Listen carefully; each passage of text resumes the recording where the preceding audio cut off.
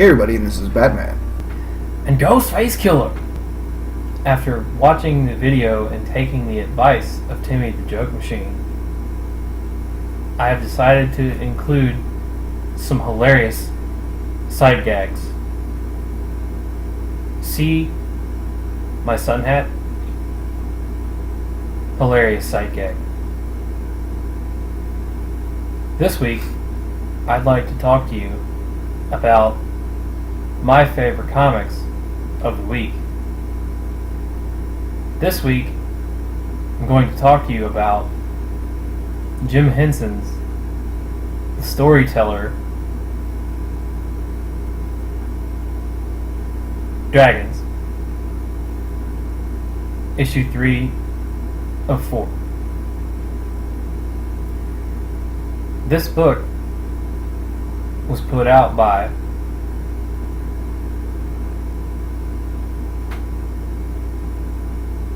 Boom Studios. The story is about two young women, one by the name of Albina, the other one Mara. They both want to be knights. Albina's parents do not want her to be a knight,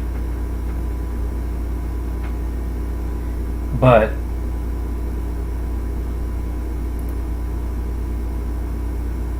she's not going to take no for an answer. Her parents decide to send Mara with her almost as her squire. The two young ladies, they travel to a faraway kingdom to become knights for a new king.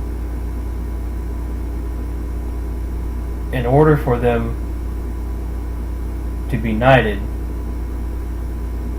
they must complete the task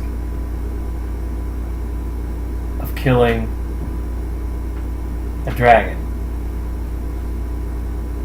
The dragon has been a pest in the side of the king for a while.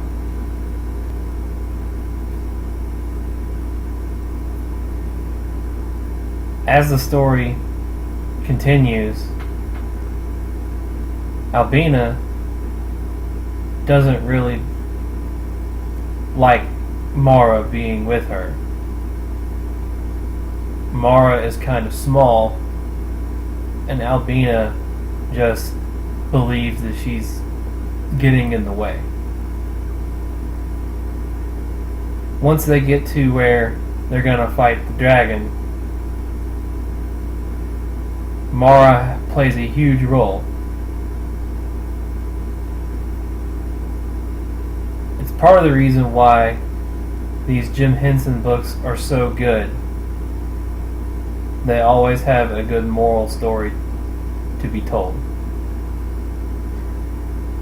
It's rare that you find a comic like this that's also kid-friendly. The artwork for the comic book is almost done in a watercolor, and it's beautiful. It matches the story.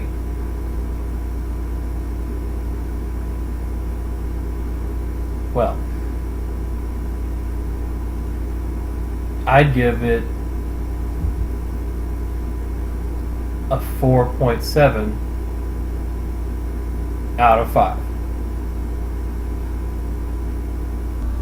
Hey everyone, this is Batman. I've come to talk to you about more comic books. That's right, comic books. Fucking great. Everyone loves fucking comic books. And if you don't, you need to love fucking comic books more, you fucking cunts. Okay, now, on to our fucking comics. I hate Fairyland number 5. That's the first one I'm going to talk about. And Or, if better known title, fuck Fairyland. That's right, fuck Fairyland. Okay, moving on. This fucking great story is written by a fantastic cunthole named Scotty Young. That's right. Who'd know?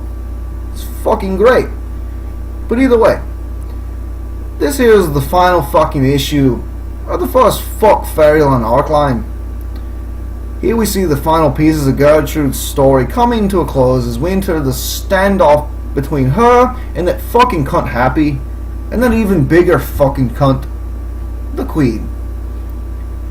Yeah, with her newly acquired powers of fucking evil and doom, things are sure to take a quick fucking turn right off to the fucking left.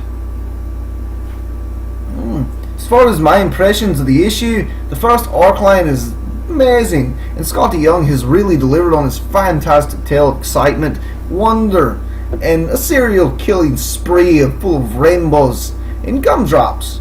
I give the issue a solid 4.9, and give the first arc line a solid 4.9 as well. And that's my fucking review, you fucking cunts. Alright, the second comic that I want to talk to you about this week is called The Troop. And The Troop is put out by Titan Comics. It's done by Noel Clark and Jay Cassara. And issue 1 came out in January, issue 2 is February, and issue 3 is actually already out as well. Haven't read issue 3. I'm going to talk about this as a whole of what I've read so far. And the reason I picked this one up was because on issue 2 at the top, it has a quote from Bleeding Cool that says, "The Troop is a thrill ride of a read, immediate high-octane action and turmoil." I was like, Bleeding Cool usually pretty much knows what they're talking about. So, on that, I decided to pick it up and read it. And I have to say, it did not disappoint. Now, this book was awesome. The premise is you've got the world is the future where a religious cult has kind of taken over the world, and the way that they view things is that people with superpowers or superheroes now, they're possessed. They're possessed by demons. And this cult wants to round up all the superheroes and take them out. And you've got another guy that is trying to take all the superheroes under his wing and make like a team and lead them. And the first one that he finds is, her name is Terrain, and her power is that she can like merge her body in with any kind of concrete or anything like that and make armor around herself, or she can actually just merge into the ground if she needs to get away from something. There's a little girl in it that has the power to touch anyone and basically put any kind of virus or affliction into their body that she can think of, as long as she makes contact with that person, physical touch. And her codename is Virus. And the third one that's introduced is a guy who has the power to manipulate fire and wield fire, and his name is Hotshot. And the story is awesome. It's this guy, he takes them under his wing, and he's basically leading them against this religious cult, and they're trying to find more heroes that are just like them and build this team up. And the artwork, oh my god, is the artwork good. It's stunningly beautiful. It really surprises you when you find a book this good. I mean, it goes to show you that smaller independent books can be done extremely well. Titan Comics, I know, is not like super independent, but they're more independent than Image or IDW, someone like that. Issue 2, you get a couple of more characters introduced into the story. You got a girl that can turn her body into water, and she can basically make water forms of herself. That's pretty cool. And you got another guy that's kind of like Terrain, where he can manipulate any form of metal. Like he turns a bunch of the religious cult guys' guns into glass when they're trying to shoot at him. And I don't really want to give more of that than the story of that away, but the end of issue 2, you find out that the person that they're working with, the guy that's trying to get them together to build this team, may be hiding something. And that's about all I want to say with The Troop. I loved it. Both issues 4.6. Can only get better. Well, that's not enough of that. And that's it.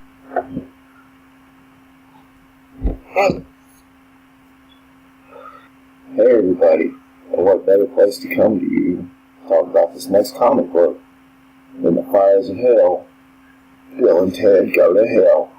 That's right, this comic's put out by Boom Studios. It's a 4-part series, and we're going to talk about issue 1 right quick. If you love Bill and Ted's Excellent Adventure and you like Bogus Journey, you're going to love this comic book. It picks up just a few years roughly after the end of Bogus Journey and just kind of continues the story along. And it is great. Totally love it. The premise of the comic book is basically that Bill and Ted have to save Death. I don't want to delve too deep into it because I don't want to give it all away. But at the same time, the historical figures that were in Excellent Adventure all make appearances in this comic, this first issue. Let's just say Socrates is pissed. That's pretty funny. So, definitely, it's definitely awesome. So it's definitely worth checking out. And I really think if you like that actual series, you're going to like this. Let me drink my beer right quick. Alright. So, as far as my overall rating in this comic book goes, I'm going to go with a 4.5 on the first issue. Really enjoyed it. Thought the artwork fit the story very well. And I really, really look forward to checking out the next 3 issues of this. So, as you can see, our videos have been making just a slight bit of improvement each time we go. So hopefully, each time we do this, we can actually make an improvement every time. At least I hope so. And as you know, the 3 of us do try to put our best foot forward every time. So hopefully, we can keep improving. And by the time the next Tank Hunters video comes out, we can actually make some very cool visual effects. And they might be a little cheesy, but they might be kind of cool in that cheesy sense. So, everybody, take care. See you next week. Son of a bitch! Give me a drink! One more night! But it's cramping me! Son of a bitch! If I drink it clean, I'm gonna drink my life away.